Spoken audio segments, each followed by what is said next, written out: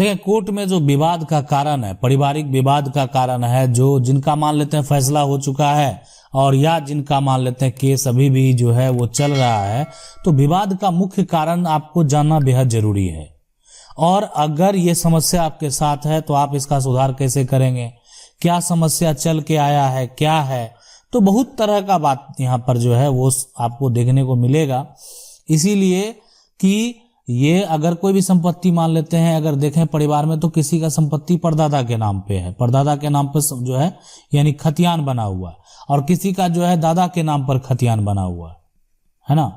तो अब ये जो है यानी जो ये खतियान वाला जो प्रॉपर्टी है, संपत्ति है, अब इसमें समस्या क्या क्या उत्पन्न हुआ, क्या क्या गड़बड़ी हुआ। देखें, सबसे पहले जो है खतियान बनाया जो गया वो अंग्रेज के द्वारा बनाया गया।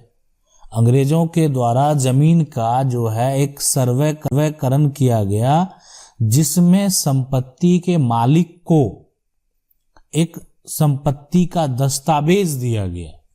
और ये सर्वे यानी बात करें तो 1900 के बाद का ही है। बहुत लोगों का 1908 का खतियान है, 1912 का है, बहुत लोगों का 1900 जो है यानी एक तरह से 20 का है या 18 का है। तो इस तरह से खतियान सबों को जो है वो मिला, जमीन का दस्तावेज मिला। लेकिन बाद में क्या हुआ कि बाद में जो एक तरह से जब देश आजाद हुआ तो राज्य सरकार के द्वारा भी एक सर्वेक्षण किया गया, एक सर्वे कराया गया, जिसमें उसी खतियान को आधार मानकर आगे जो है एक नया खतियान हर राज्य में बना दिया गया। अब वहां पर भी जो है एक तरह से सबों को फिर दोबारा खतियान दिया गया। अब लेकिन 1908 का जो खतियान है उनमें जो उत्तराधिकारी थे उसके नाम से खतियान बना।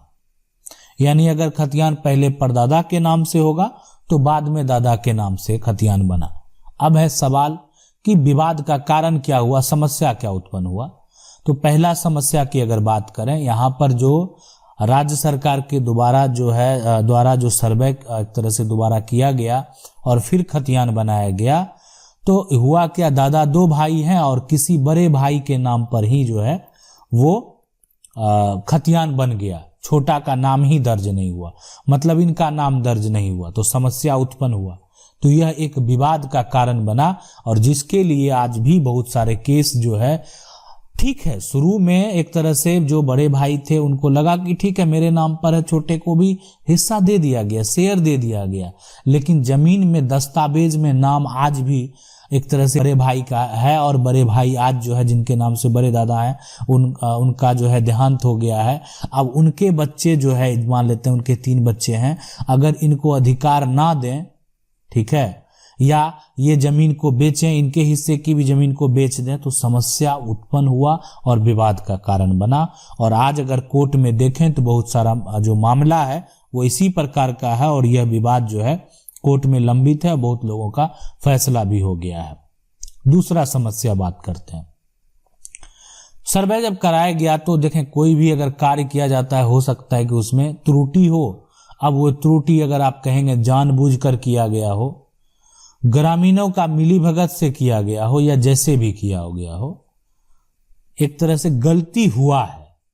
और वो गलती अगर बात करें तो हर एक के साथ लगभग कुछ ना कुछ हुआ है।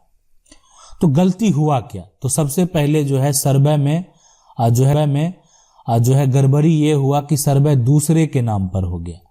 अभी तो बड़े भाई के नाम पर हो गया, अब है कि सर्वे ही दूसरे के नाम पर हो गया। जमीन पास में है, वो जमीन का जो है सर्वे किसी और के नाम से हो गया।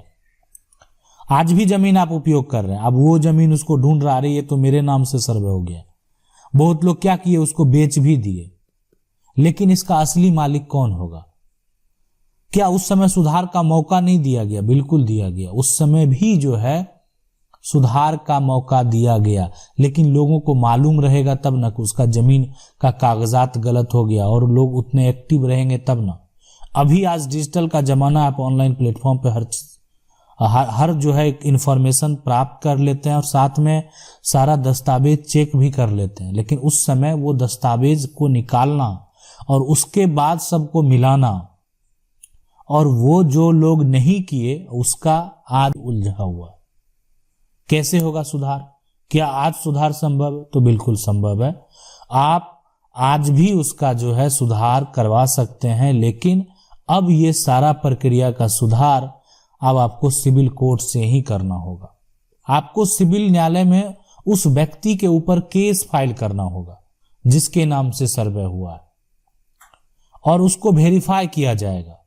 आपका पुराना दस्तावेज देखा जाएगा, जिसके नाम से सर्वे हुआ उससे पूछा जाएगा कि अगर सर्वे उस व्यक्ति के नाम पर हुआ है तो क्या कोई वसीयत है, कोई रजिस्ट्री है, कोई दस्तावेज है, कोई प्रूफ है जो ये बात साबित कर सके कि सर्वे जो हुआ है उसके नाम से वो सही है।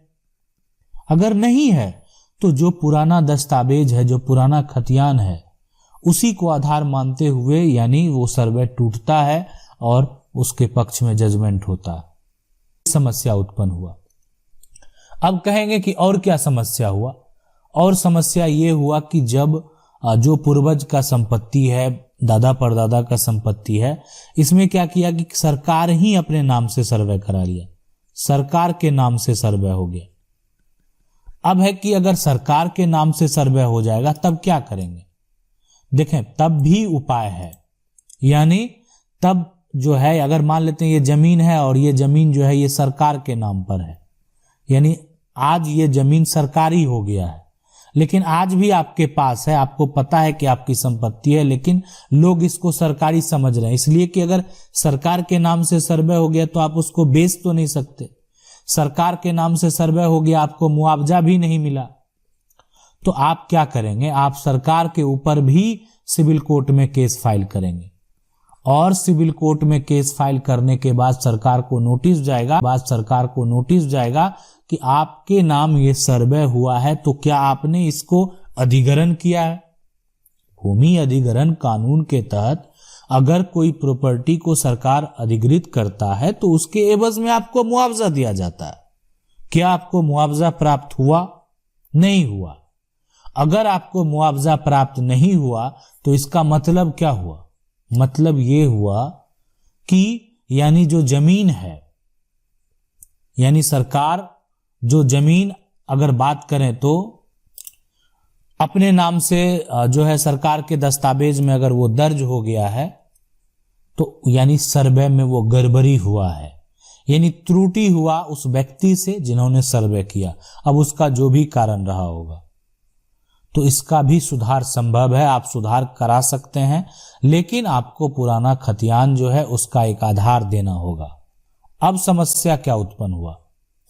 समस्या ये हुआ कि बहुत लोगों का दादा परदादा जमीन तो बेच दिए और वो व्यक्ति दाखिल खारिज नहीं कराया, और सर्वे जो हो गया यानी एक तरह से दादा के नाम से ही हो गया, मतलब जो विक्रेता है ना उसी के बेटे के नाम से हो गया। परदादा जमीन बेच चुका है, जमीन हैंड ओवर हो गया, लेकिन आज भी जमीन का जो खतियान मौजूद है वो उन्हीं के वंशज के नाम पर है। उस व्यक्ति के पास सिर्फ रजिस्ट्री है, उसका दाखिल खारिज नहीं हुआ है, जमीन भी उसके पास है, लेकिन उसका पूरा अगर बात करें आज अगर गवर्नमेंट के रिकॉर्ड में, सरकारी दस्तावेज में उस संपत्ति का मालिकाना हक का, तो वो उनके जो बच्चे हैं उनके नाम से दर्ज हो गया। अब आपके मन में सवाल होगा कि किसकी जमीन होगी अगर ऐसा हो गया तो?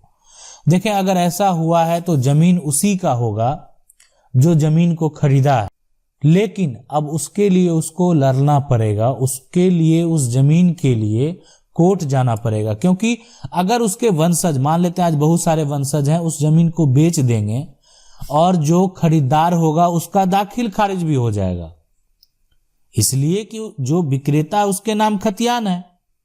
अगर वो उसके वंशज बेचते हैं तो जो खरीदेगा उसके नाम दाखिल खारिज भी हो जाएगा, वो उसका नाम दर्ज भी हो जाएगा, लेकिन संपत्ति का असली मालिक कौन होगा? जो पहले खरीदा है।